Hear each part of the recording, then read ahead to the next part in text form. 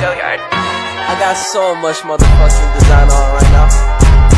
Break it down, bring it back, make it clap. I got 3 old thoughts, new block, where that thing. Bitches on my line, and you know they come straight. Hold up, what it not, 45, scope it cash like, whoa. How you fucking with these hoes out? Tayyib, assalamualaikum warahmatullahi wabarakatuh. Sabahul khair, ikhwan wa akhwat. Ismahuli an'arifalakum ala nafsi, ismi bil kami Lulu Yuliani. Wa tunadunani Lulu, ana min fasli sadis alif, min kismi ta'limul lughatil arabiyyah fil jami'ah islamiyah hukumiyah Sayyid Ali rahmatullah Tulungagung. Tayyib, hadal yaum sanabhas anil maddah Al-Quran kal mujizat. Bagaimanakah Al-Quran sebagai mujizat itu? Di sini saya akan sedikit mengulas mengenai Al-Quran sebagai mujizat. Sebelumnya kita akan membahas apa itu pengertian dari Al-Quran. Al-Quran itu sendiri secara bahasa berasal dari fi'il madhi qara'a.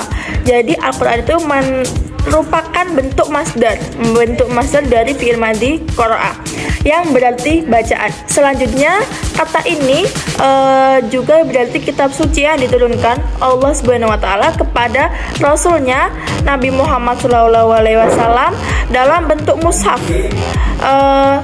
berdasarkan firman Allah dalam surat Al-Qiyamah ayat 18 yang berbunyi a'udzubillahi minasyaitonirrajim, fa'idza qara'nahu fatabi qara'nahu, yang berarti apabila kami telah selesai membacanya maka ikutilah bacaannya. Nah, setelah membahas pengertian dari Al-Quran, kita lanjut membahas pengertian dari mukjizat. Mukjizat secara bahasa juga bisa dikatakan sebagai kejadian luar biasa yang diberikan oleh Allah Subhanahu wa taala kepada nabinya, kepada rasulnya, yang dimana kejadian luar biasa itu menyalahi adat atau kebiasaan. Jadi itu mengisyaratkan bahwa beliau adalah seorang utusan, seorang nabi yang memiliki sesuatu yang beda, sesuatu yang luar biasa dan bisa melemahkan musuh-musuhnya. Dari sini bisa diambil poin-poin apabila mukjizat itu merupakan sesuatu kejadian yang menyalahi adat kebiasaan. Jadi di luar kebiasaan, di luar adat. Nah, yang dimana kejadian luar biasa ini hanya bisa terjadi pada seorang diri nabi atau rasul. Dan tentunya kejadian luar biasa ini pasti disertai dengan tantangan-tantangan atau musuh-musuh atau sesuatu yang berusaha melemahkan, berusaha mengalahkan. Namun sesuatu yang mengalahkan ini atau tantangan-tantangan yang hadir mengalahkan mukjizat ini tentunya tidak bisa mengalahkan, atau dalam artian mukjizat ini tidak bisa terkalahkan. Kemudian yang dimaksud Al-Quran sebagai mukjizat terbesar itu yang bagaimana?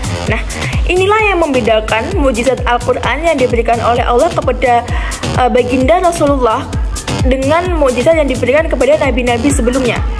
Mukjizat yang diberikan kepada nabi-nabi sebelumnya ini hanya bersifat satu masa ketika nabi itu hidup saja. Contoh seketika Nabi Ibrahim tidak mempan bakar, ya ketika itu saja. Umat-umat selanjutnya tidak bisa menyaksikan. Terus tongkat Nabi Musa yang bisa berubah menjadi ular raksasa, itu juga hanya berlaku pada saat itu saja, tidak berlaku sepanjang masa. Nah, mukjizat Nabi Muhammad pun juga banyak, seperti membelah bulan, bisa mengeluarkan air dari jari jemari beliau dan lain sebagainya. Namun kan itu juga hanya bersifat ketika itu juga, hanya bersifat pada masa itu juga. Namun berbeda dengan Al-Quran. Al-Quran ini meskipun Rasulullah sudah wafat, meskipun beliau sudah tidak ada, Al-Quran ini tetap terjaga keaslian dan keabsahannya. Kemuliaan Al-Quran tetap terjaga dan tetap berlaku sepanjang masa. Al-Quran pun juga tidak hanya mematahkan argumen-argumen para musyrikin pada masa itu, namun Al-Quran juga berlaku kepada seluruh umat manusia, seluruh umat Nabi Muhammad SAW. Tidak hanya berguna untuk para penyair-penyair Arab waktu itu, tidak hanya mengalahkan para pujangga pada masa itu, tidak hanya berlaku pada masa itu juga, tapi juga berlaku untuk kita semua. Saat ini kita bisa menyentuhnya, melihatnya, merasakan, membacanya, bahkan mengamalkannya, bahkan menjadi pedoman yang pertama dan utama bagi kita umat Islam. Nah, lalu aspek-aspek kemujizatan Al-Quran itu terletak pada apa saja? Apa saja aspek yang menunjukkan kemujizatan Al-Quran itu apa saja gitu? Nah, di sini sebenarnya itu banyak banget ya aspek-aspek kemujizatan Al-Quran. Namun di sini saya akan membahas 6 aspek kemujizatan Al-Quran, yaitu dari segi kebahasaan, hukum ilahi yang sempurna yang tertuang dalam Al-Quran, dari segi gaya bahasa, berita tentang hal-hal gaib, berita gaib gitu ya, terus isyarat-isyarat ilmiah dan ketelitian redaksinya. Jadi banyak ya sebenarnya teman-teman. Namun di sini saya akan membahas 6 aspek itu saja. Oke, yang pertama kita akan membahas aspek kemukjizatan Al-Quran dari segi kebahasaannya. Baik, Al-Quran itu kan merupakan kalam Allah. Sedangkan kita bandingkan dengan hadis qudsi. Hadis qudsi juga merupakan kalam Allah, namun disampaikan melalui mulutnya Nabi, melalui bahasa Nabi. Nabi Muhammad saja yang merupakan kekasih Allah, merupakan Nabi Agung, itu tidak bisa menandingi keindahan kebahasaan Al-Quran. Jadi bisa kita bandingkan ya, jadi segi uslub, tata bahasa. Karena apa? Karena dalam Al-Quran itu mengandung banyak mubalaghah, banyak tasbih, seperti itu.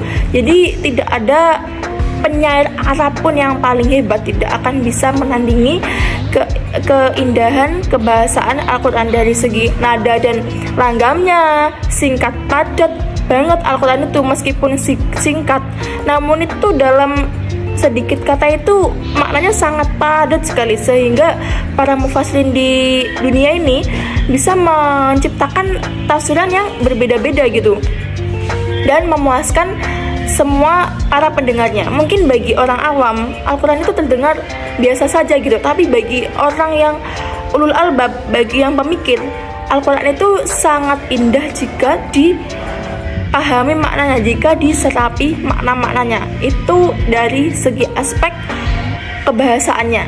Mungkin berikut tadi merupakan penjelasan dari saya mengenai Al-Quran kal-mujizah, Al-Quran sebagai mukjizat.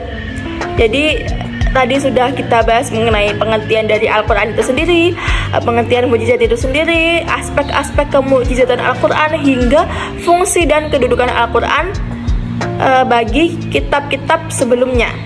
Nah, semoga di sini kita bisa mengamalkan dan senantiasa istiqomah dalam membaca dan mengamalkan Al-Quran. Mungkin cukup sekian dari saya. Kurang lebihnya saya mohon maaf yang setulus-tulusnya. Aqtubu afma ala kulli khata. Ila liqa ma'asalamah, ila liqa fil jannah insyaallah. Mungkin itu saja. Selamat menjalankan ibadah di bulan suci Ramadan ini. Semoga kita dipertemukan di lain waktu. Assalamualaikum warahmatullahi wabarakatuh.